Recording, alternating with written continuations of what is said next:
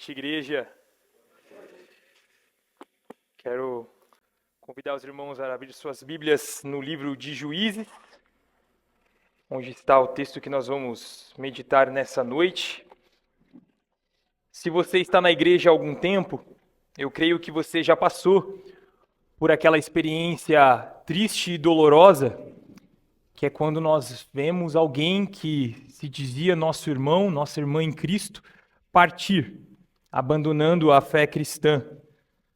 Você viu essa pessoa chegando, talvez, abraçando o Evangelho, passando pelo batismo, desfrutando da nossa comunhão, servindo, abençoando, sendo abençoado e abandonou a fé. Passou a viver como se nunca tivesse ouvido falar de Jesus. O nome desse processo de abandono da fé é chamado de apostasia. É um episódio triste, chocante, mas não é de se surpreender, porque a própria palavra de Deus diz lá em 1 Timóteo 4:1 que o Espírito diz claramente que nos últimos dias alguns abandonarão a fé e seguirão espíritos enganadores e doutrinas de demônios. Isso acontece, isso tem acontecido, isso está acontecendo agora, talvez esteja acontecendo agora no coração de alguém. Isso vai continuar acontecendo. A apostasia ela é um perigo que ela sempre esteve presente na história do povo de Deus. E diante da tragédia da apostasia, quando nós vemos alguém que amamos muitas vezes partindo dos caminhos do Senhor, muitas vezes a pergunta que surge no nosso coração é: o que aconteceu? Como é que essa pessoa chegou nesse ponto? Por que ela acabou desse jeito? E a palavra de Deus responde essa pergunta no trecho de Juízes, que nós vamos estudar hoje à noite. Ela mostra para a gente qual foi o caminho que Israel percorreu, que levou Israel à apostasia. E eu quero desafiar você a olhar comigo para essa história de coração aberto, atento, para que o Espírito Santo fortaleça e encoraje a sua fé, para que nenhum de nós aqui presente cometa a insanidade de optar pelo caminho da apostasia. Abra comigo, por gentileza, no capítulo 2 de Juízes. Enquanto você se localiza aí no Antigo Testamento, eu quero compartilhar contigo um pouco o contexto desse livro.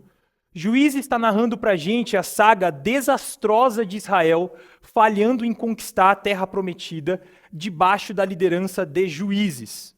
Os juízes não são as figuras jurídicas que nós temos hoje do nosso tempo, mas são líderes políticos e militares de uma determinada região que foram levantados por Deus para cumprir um propósito específico e libertar o povo de Deus em uma determinada situação.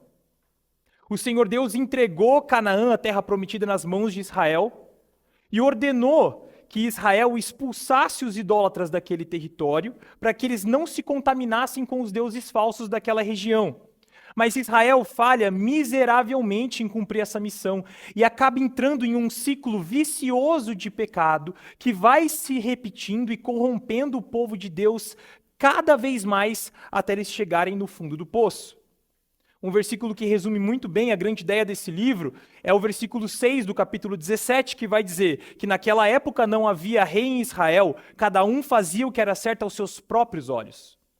Esse livro está mostrando para a gente o quão longe o pecado pode nos levar, o quanto o pecado pode estragar a nossa vida, mas ele também fala sobre como Deus é paciente, misericordioso, gracioso e está agindo de forma incansável na história para nos resgatar, apesar de nós sermos teimosos, indignos, rebeldes e infiéis. O livro de Juízes é sobre isso. E o trecho que a gente vai estudar nessa noite vai do versículo 6 do capítulo 2 até o versículo 6 do capítulo 3. Então acompanhe a leitura do texto comigo, por favor. Diz assim a palavra de Deus: Depois que Israel despediu os israelitas, eles saíram para ocupar a terra, cada um a sua herança. O povo prestou culto ao Senhor durante toda a vida de Josué e dos líderes que sobreviveram a Josué e que tinham visto todos os grandes feitos do Senhor em favor de Israel. Josué, filho de Num, servo do Senhor, morreu com a idade de 110 anos.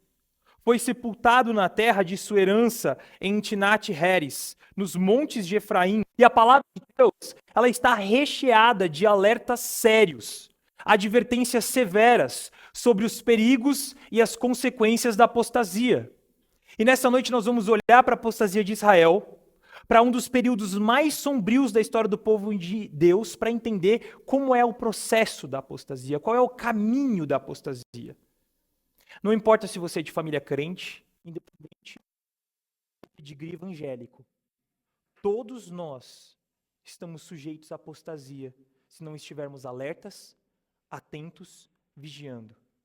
Quando estamos distraídos, todos nós corremos o risco de acabar no fundo do poço, o mesmo poço que Israel acabou. É por isso que nessa noite, diante da palavra de Deus, você precisa examinar o seu coração para se certificar que você não está escorregando em direção à apostasia. E se nessa noite você perceber diante da palavra que ela está descrevendo algo que está acontecendo com você, é Deus te revelando o perigo que você está correndo. Ele está fazendo isso para você clamar por salvação.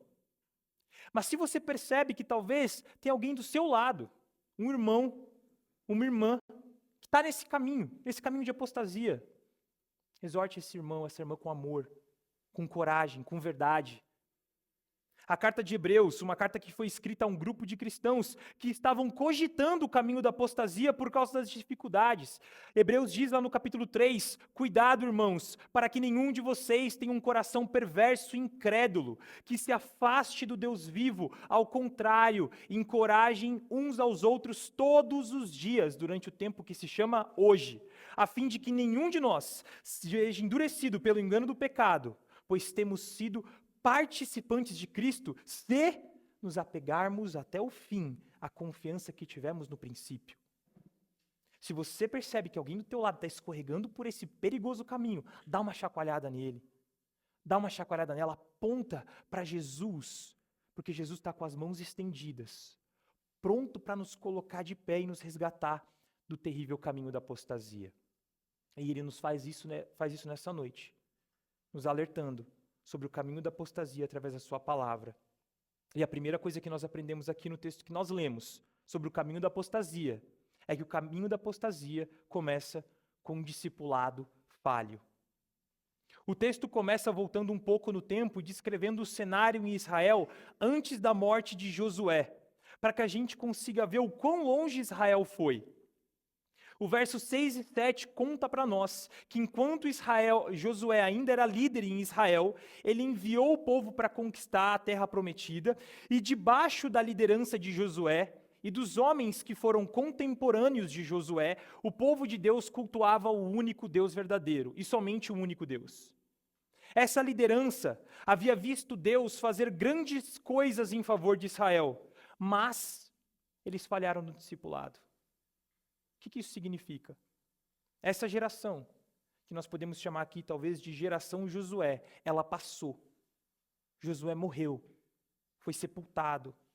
E depois que ele, toda a sua geração passou, o texto diz para nós, no verso 10, que surgiu uma nova geração que não conhecia Deus e nem o que ele havia feito por Israel.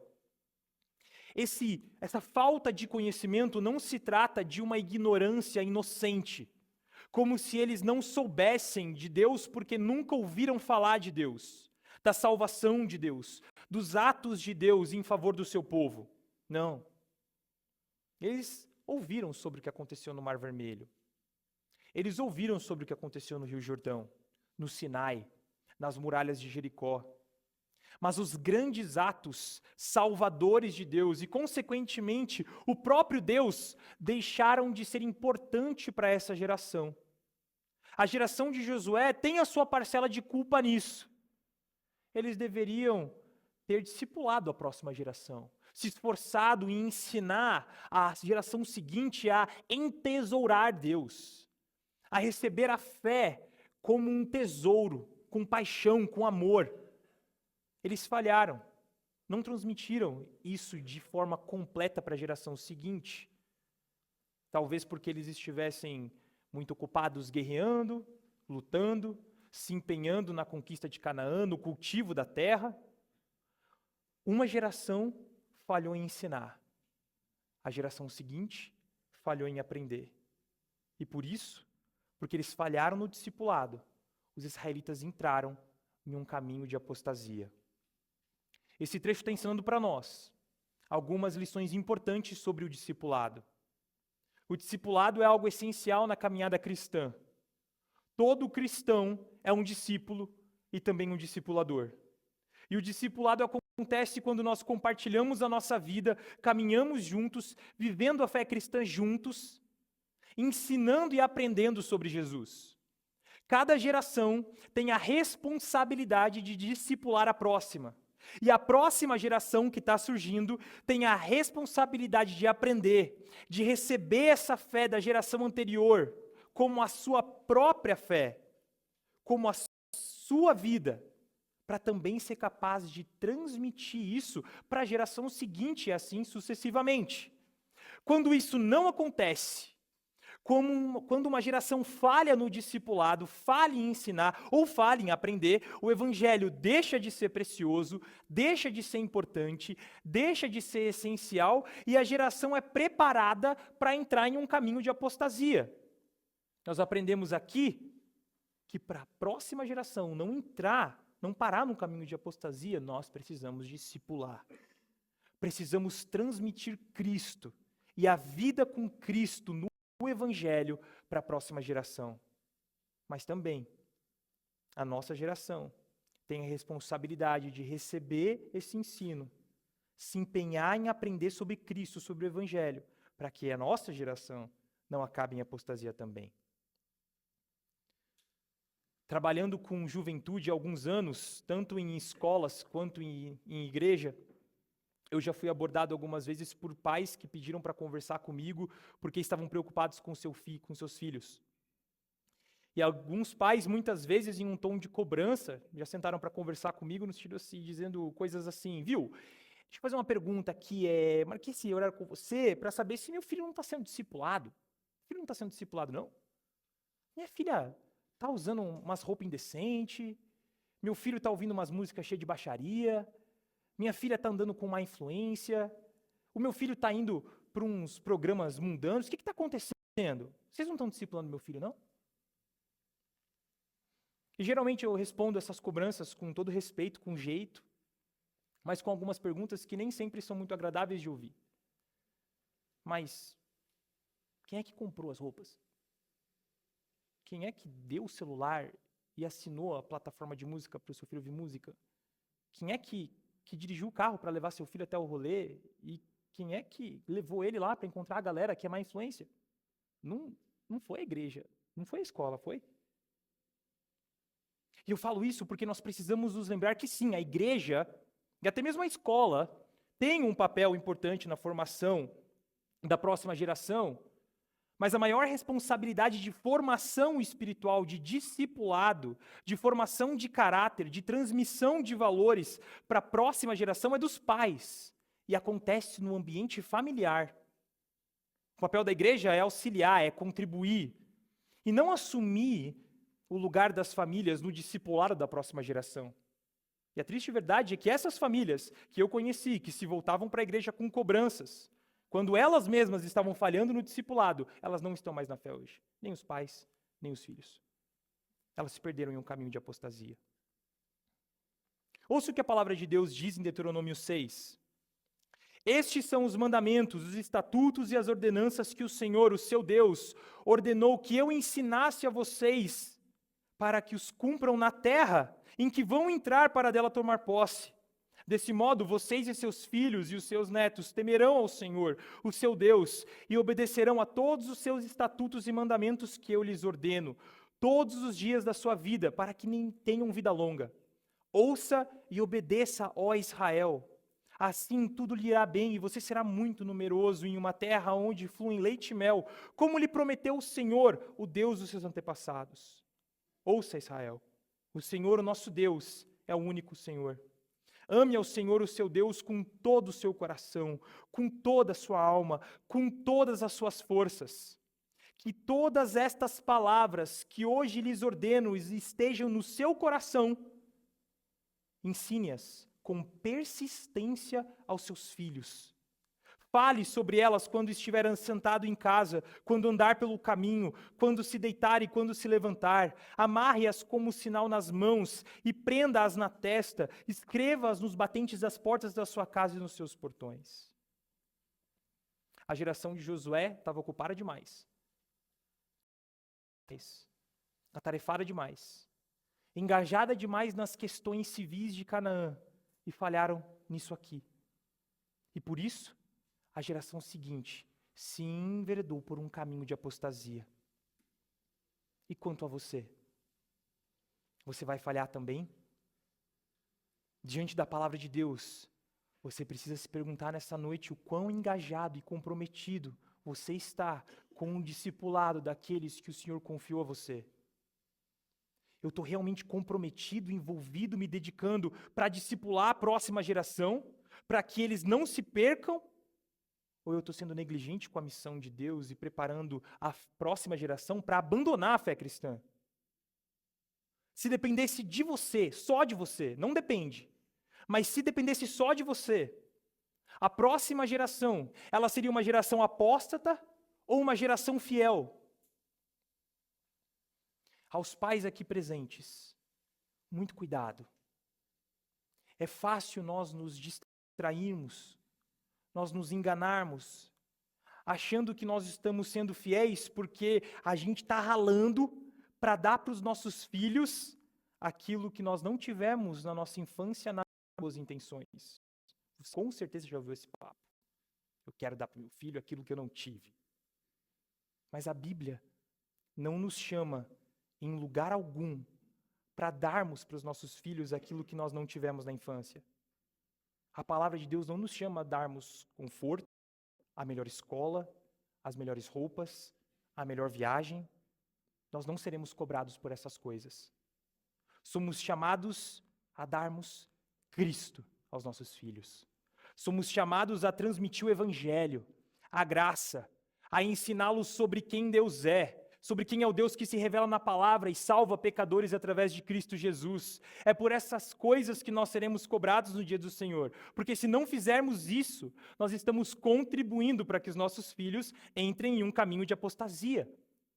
Então insista, persevere, repita em casa as mesmas coisas de novo e de novo e de novo, com paciência. Não espere que a próxima geração tenha a mesma maturidade que você. Você levou anos para se tornar quem você é e você ainda não é quem você deveria ser. Então não desista. Renove as suas forças diariamente no Senhor, confiando no poder da graça, porque o preço que nós pagaremos se nós falharmos no discipulado é muito alto.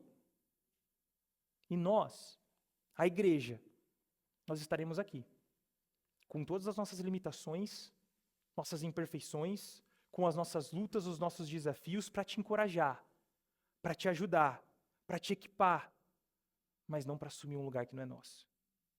Porém, antes de a gente prosseguir com o texto, eu também quero deixar uma palavra de encorajamento aos pais que estão aqui presentes e que talvez estejam se sentindo culpados diante dessa palavra, achando que falharam no discipulado porque viram seus filhos partirem dos caminhos do Senhor e se recusando a abraçar o Evangelho.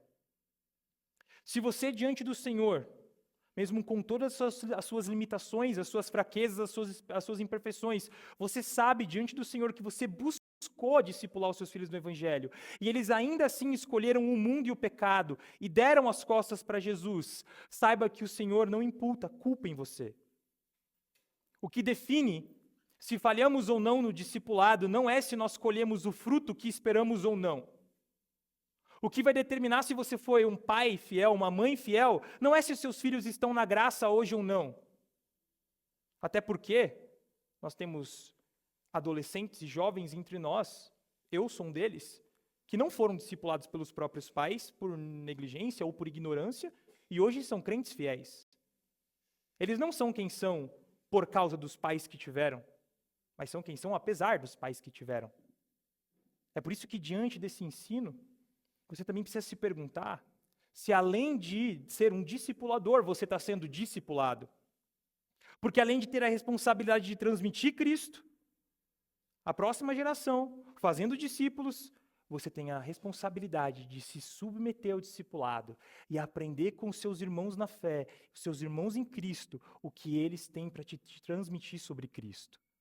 E esse chamado a ser discipulado, ele se estende desde os mais novos até os mais velhos.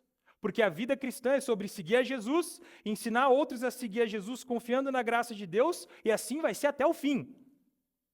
Mas principalmente juventude aqui presente. Talvez você tenha a sorte de ter pais que amam o Senhor, que conhecem a palavra, que estão firmes na igreja, que querem criar você no Evangelho, querem te transmitir Cristo. Eles não são perfeitos, mas eles estão se esforçando para tentar te discipular. Abra o seu coração.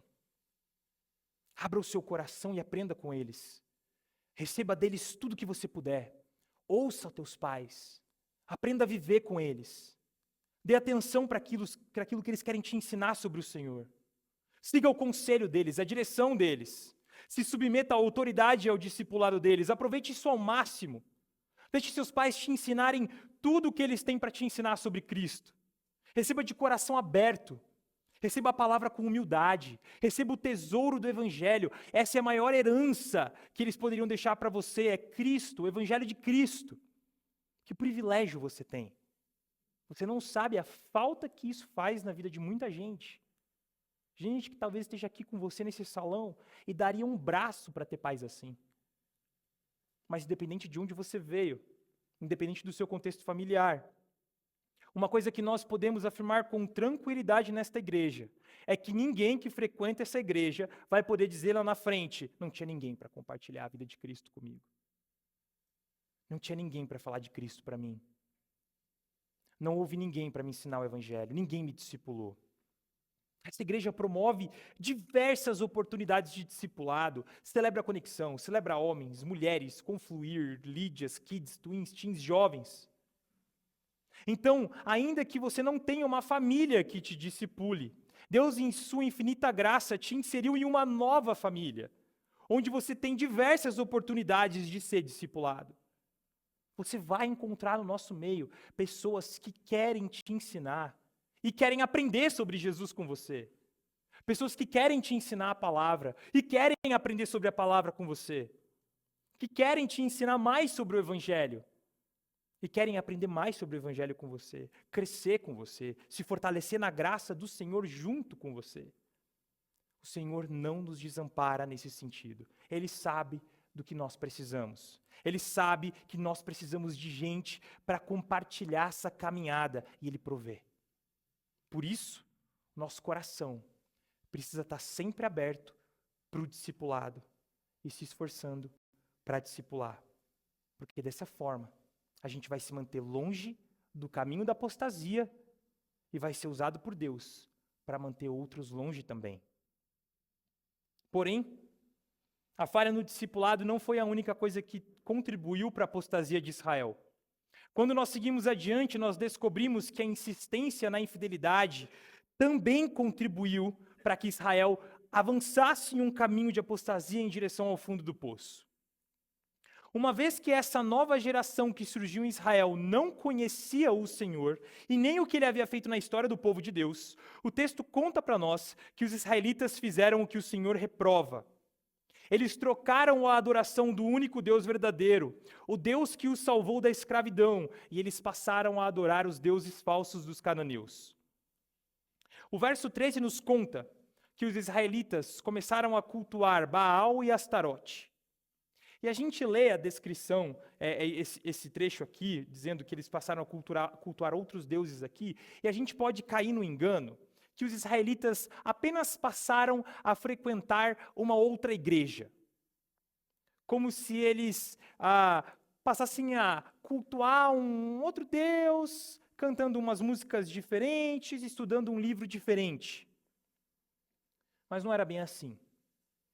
Astarote e Baal eram as duas principais divindades adoradas pelos cananeus. E o culto a essas divindades eram rituais horrendos, perversos, macabros. Astarote era adorada com orgias, em festas cheias de prostitutas cultuais e carnalidade. Já o culto a Baal, as pessoas esquentavam uma estátua de bronze com uma cabeça de touro que tinha as duas mãos para frente. Eles esquentavam essa estátua de bronze e quando essa estátua estava fervendo, as pessoas ofereciam os seus bebês em sacrifícios, colocando esses bebês vivos nas mãos dessa estátua e tocavam tambores bem alto para abafar dos bebês. Esse era o nível de perversão, de maldade e abominação que esses povos cometiam e que Israel, o povo do único Deus verdadeiro, passou a cometer também. Por causa da sua infidelidade, o texto nos diz que a ira de Deus se acendeu contra Israel e por isso o povo entregou Israel aos cananeus para sofrerem nas mãos daqueles povos. O povo era derrotado pelos cananeus, eles eram oprimidos, roubados, escravizados, violentados, e em sua agonia, eles se arrependiam da sua infidelidade. O texto conta que Deus via a agonia de Israel, a angústia, o sofrimento do povo, e ele tinha misericórdia. Ele levantava um juiz, ele chamava um líder militar que lutava, libertava o povo das mãos dos cananeus. O povo vivia um período de paz, voltava a cultuar a Deus por um período de tempo, respirava um pouco, havia um período de alívio, mas quando esse juiz morria, os israelitas logo voltavam a cultuar os deuses dos cananeus novamente. Israel entra nesse ciclo de infidelidade e pecado que vai repetindo sempre o mesmo padrão ao longo de todo este livro aqui. Porém, há um detalhe. Esse ciclo que se repete, ele na verdade ele é uma espiral descendente. O que isso significa? Conforme Israel vai insistindo na sua infidelidade e repetindo esse ciclo de novo e de novo e de novo, a gente vai observando Israel piorando cada vez mais. Os próprios juízes, eles vão se tornando personagens cada vez mais corruptos. Israel entra nesse ciclo de infidelidade, insiste nesse ciclo de infidelidade e vai escorregando em direção ao fundo do poço até chegar em completa apostasia. Esse texto está nos alertando que quando nós insistimos em sermos infiéis a Deus, quando nós nos recusamos a abandonar o nosso pecado de verdade, o pecado lentamente nos leva de mal a pior até acabarmos em apostasia. O pecado que não é tratado, o pecado que não é confessado, o pecado que não é abandonado pelo arrependimento verdadeiro, ele nos escraviza. Ele vai nos levando pouco a pouco para o fundo do poço. Isso acontece porque o pecado sempre nos desafia a ir mais longe. Você comete um pecado, você cruza uma linha que você nunca cruzou antes. O que acontece? Aquilo pode até te incomodar num primeiro momento. E aí, depois de um tempo, se não há confissão, se não há arrependimento, com o tempo você se acostuma. E aí você vai ultrapassar os limites um pouquinho mais na próxima vez, em busca de mais. Isso vai se repetindo até o pecado te levar para bem longe. O pecado nunca é suficiente. Ele sempre vai pedir por mais. Os ídolos que nós erguemos no nosso coração sempre exigirão de nós mais sacrifícios. E eles nunca vão entregar aquilo que eles prometem. É por isso que quando a gente insiste em ser infiel a Deus, a gente vai para cada vez mais longe, para cada vez mais perto do fundo do poço, caminhando para a apostasia. É isso que o pecado faz com você. Quando você insiste em ser infiel, quando você se recusa a abandonar e confessar o seu pecado, ele vai tomando a sua vida até destruir a sua fé por completo. Então, se nessa noite você entrou aqui e você está preso num ciclo de pecado, se existe no seu coração um ídolo que você ergueu e você está se recusando a abandonar, a palavra de Deus te alerta, você está em perigo. Você está se colocando no perigoso caminho da apostasia. Se você não está levando o seu pecado a sério e lutando, enfrentando o seu pecado com arrependimento verdadeiro, a sua obstinação, a sua infidelidade vai custar caro. Existe algum pecado que você, de forma recorrente, está retornando para Ele? Você já foi alertado por Deus? Deus já te mostrou que você precisa deixar isso para trás, mas você insiste em ser infiel e retorna para o pecado de forma recorrente? Existe algum ídolo no teu coração hoje que está te escravizando, que te prende, que você até larga por um tempo, mas constantemente você se pega de joelhos diante dele de novo? Sabe por que isso acontece? Porque no seu coração você acredita que você vai encontrar nos seus ídolos, no pecado, aquilo que só Deus pode te dar. O povo de Deus no passado insistia na sua infidelidade e retornava para o pecado toda vez que o juiz morria. Toda vez que o juiz morria, o povo voltava para o pecado e voltava pior. Era uma geração que não conheceu a Deus. Eles sabiam da existência de Deus, mas não desfrutavam de um relacionamento com Deus. A fé dos seus antepassados não era a fé deles. E por isso eles buscavam nos ídolos aquilo que somente Deus podia dar. Mas nós hoje, nós temos um grande juiz em Cristo Jesus. Nós temos em Jesus um Salvador, um Rei, um Senhor, que morreu para libertar o seu povo e ressuscitou. O nosso juiz está vivo e vive eternamente, ele jamais vai nos deixar. Ele está sempre presente em nossas vidas, sempre nos oferecendo a sua graça, o seu amor, o seu cuidado, a sua vida, liberdade plena, verdadeira satisfação, vida eterna. Nós podemos confiar nele. Nós não precisamos buscar nada disso nos deuses falsos do nosso tempo, porque nós temos tudo o que precisamos nele. Quando você é Jesus, quando você tem um verdadeiro relacionamento com Deus, você se satisfaz em Deus. E aí você é capaz de deixar de ser infiel. Deus é cheio de misericórdia. Deus está sempre pronto a perdoar, apesar da sua infidelidade. Deus vai te ouvir se você clamar por perdão. Anda-se. Volte-se para o Senhor com fé. Deixe seus ídolos para trás. Abandone o seu pecado de vez. Ao invés de dar um passo para frente, 3 passos para trás, um passo para frente, 3 passos para trás. Rompa com o pecado de vez. No poder da graça de Deus, por amor de Deus, você pode quebrar esse ciclo de pecado que está levando você em direção à apostasia. Não insista na infidelidade. Peça para Deus transformar o seu coração e criar um coração puro, um coração que se alegra, se satisfaz e descansa em Deus e que, consequentemente, vai ser um coração fiel, que vai ficar longe do caminho da apostasia. E por último, nós encontramos aqui uma terceira e última preciosa lição, que nos diz que nós acabamos em apostasia quando nós resistimos à disciplina de Deus. O verso 20 nos conta que a ira de Deus se acendeu contra Israel porque o povo de Deus insistiu em sua infidelidade e estava indo de mal a pior. E a gente pode olhar para o verso 20 falando da ira de Deus e se perguntar, Deus ficou irado com o seu povo? Mas Deus não ama o seu povo? Como assim a ira de Deus se acendeu? E é exatamente porque Deus ama o seu povo que ele se ira diante da infidelidade de Israel.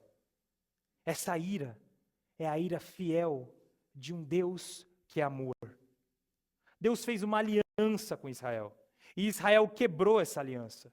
Israel se recusou a ouvir a voz do Senhor, que estava chamando eles de volta à fidelidade. Deus estava livrando Israel vez após vez, mas Israel estava insistindo em ser infiel. Deus faz o que então? Ele disciplina o seu povo. Ele entrega Israel para sofrer nas mãos dos cananeus. Israel deixa de ter vitória sobre os seus inimigos e passa a ser derrotada, porque a mão de Deus, que estava sobre eles, ela se recolhe. Deus ele não faz isso para castigar Israel, para se vingar, para punir Israel. Deus aplica essa disciplina para que Israel caia na real, para que Israel se arrependa de verdade, para que Israel perceba as consequências terríveis do pecado e volte a ser fiel, volte a andar nos seus caminhos. Mas uma vez que Israel insiste na infidelidade, Deus entrega Israel para a disciplina.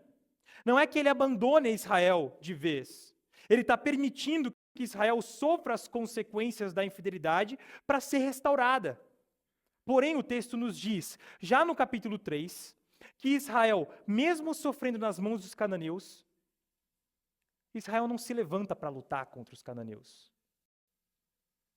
A ficha de Israel não cai. Israel não volta à aliança.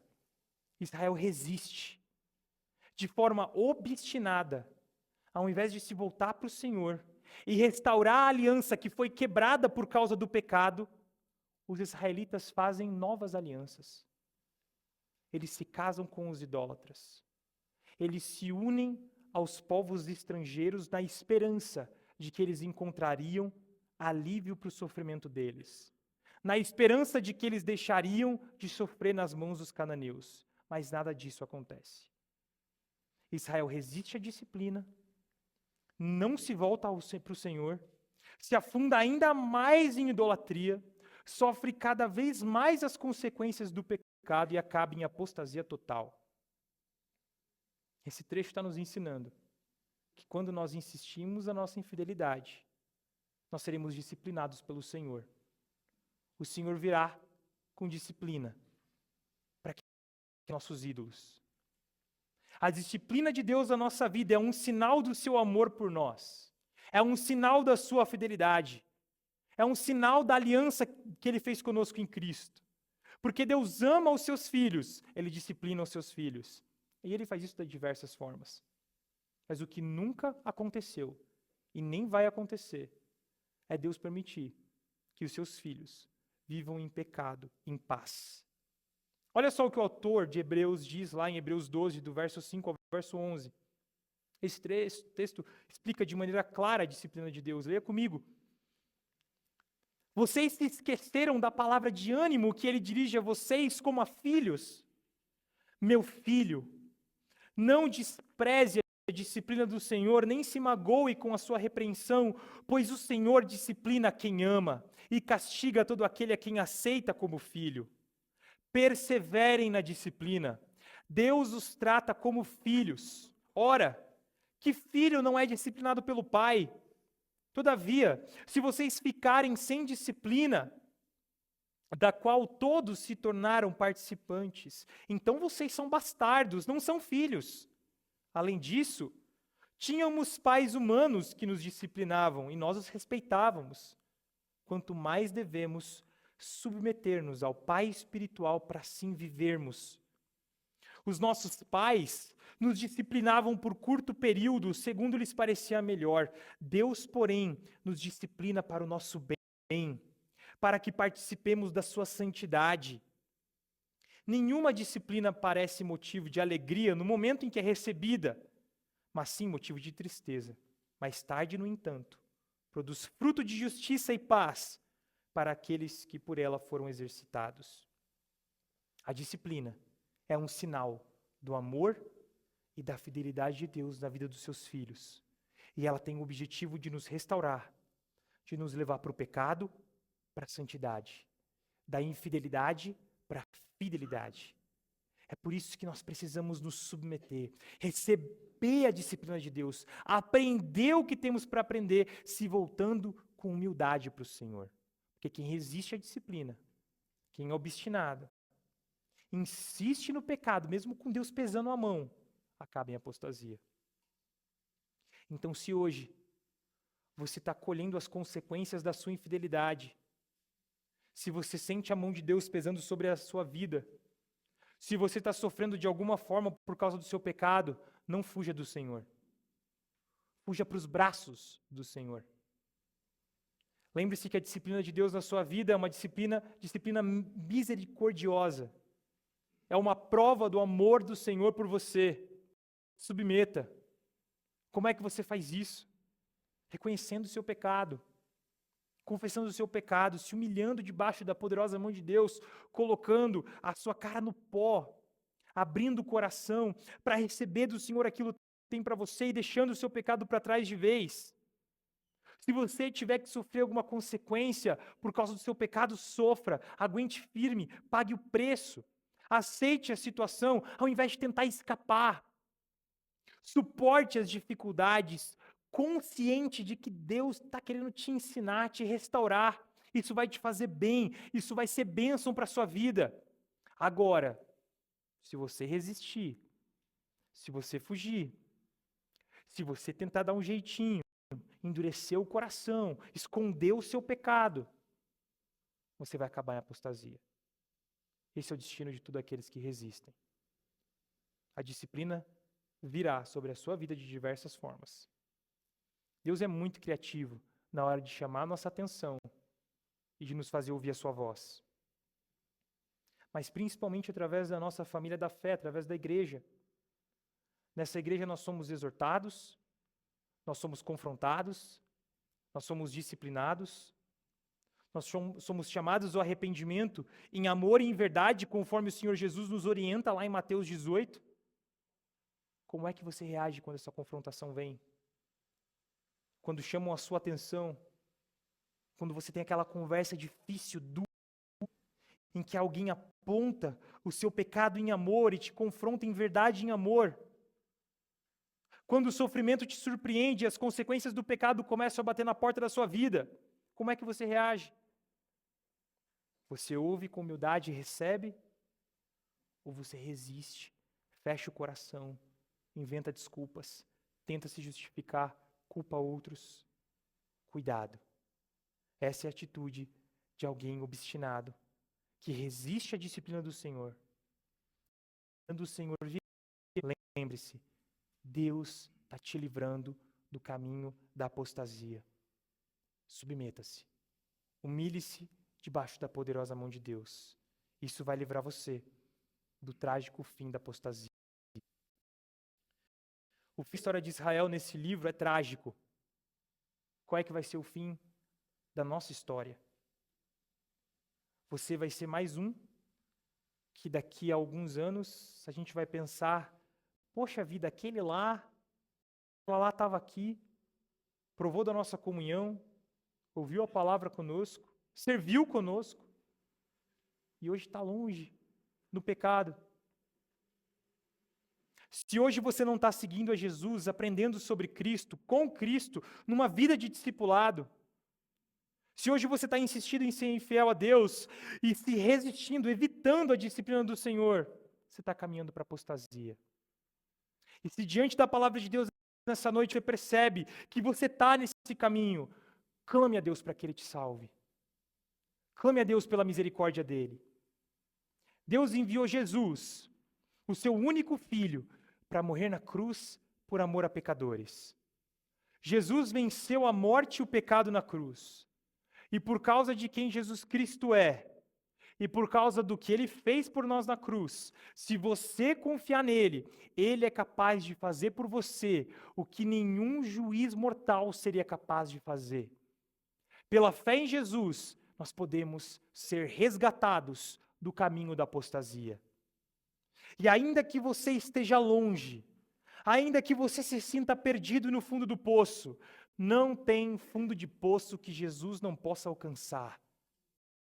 Nenhum poço é fundo demais para Ele. Na cruz, Ele provou que Ele é capaz de ir até o fundo do mais profundo do poço para salvar qualquer pecador. Isso para nós, quanto para aqueles que nós amamos e vimos abandonar a fé. Jesus é poderoso para nos libertar e gracioso para nos perdoar de todo o ciclo vicioso de pecado em que nos metemos. Jesus é poderoso para nos restaurar com uma disciplina amorosa, porque Ele já recebeu o castigo que era nosso na cruz. Jesus é um Salvador poderoso, e enquanto nós o seguimos e ensinamos outros a segui-lo conosco, Ele é poderoso para nos sustentar até o fim, na caminhada, para que nenhum de nós termine em apostasia. O que o texto que nós estudamos nessa noite, irmãos, nos ensina é que a geração que falha no discipulado, insiste na infidelidade e resiste à disciplina de Deus, acaba em apostasia. Baixe sua cabeça, ore comigo, por favor.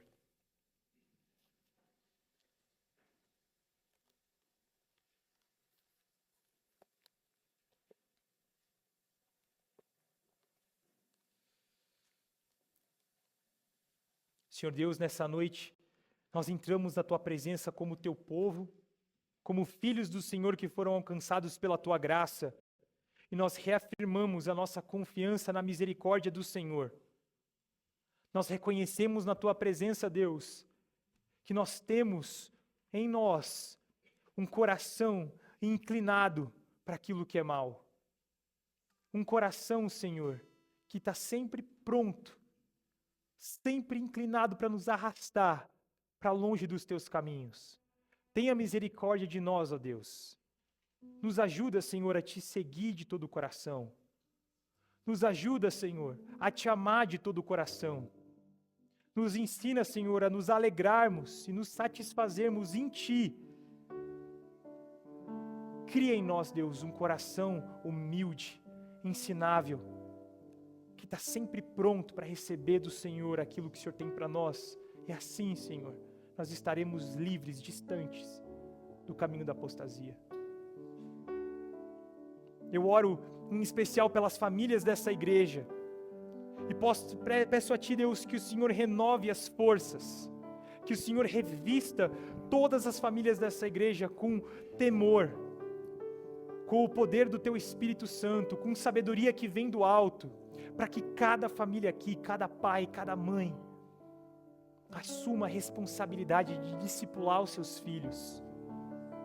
E que nós, como comunidade em Cristo, como uma família em Cristo, a gente possa estender essa graça e estar atento àqueles que estão no nosso meio e não tem ninguém por eles, Pai. Que nós, como igreja, sejamos instrumentos do Senhor para discipular essas pessoas. Nos ajuda, Deus, a sermos uma comunidade que discipula e que é discipulada, que segue a Jesus e ensina outros a segui-lo. Senhor Deus, eu oro a Ti, Deus, por aqueles que estavam no nosso meio e escolheram um caminho de apostasia. Grande é a Tua graça, Senhor. Tu és um Deus poderoso para salvar. Ninguém é pecador demais para Ti. Não há ninguém que o Teu braço de poder e graça não seja capaz de alcançar. Tenha misericórdia destes, ó Deus, alcança-os onde eles estiverem de acordo com a Tua vontade. Abre os olhos do coração deles. Conduza-os ao arrependimento, Pai, para que eles possam abandonar os caminhos da apostasia e se voltar para o Senhor. Usa nossas vidas, Deus, de acordo com a Tua vontade. Tenha misericórdia de nós. Dá-nos da Tua graça para que nenhum de nós aqui se perca. É a nossa oração no nome de Jesus.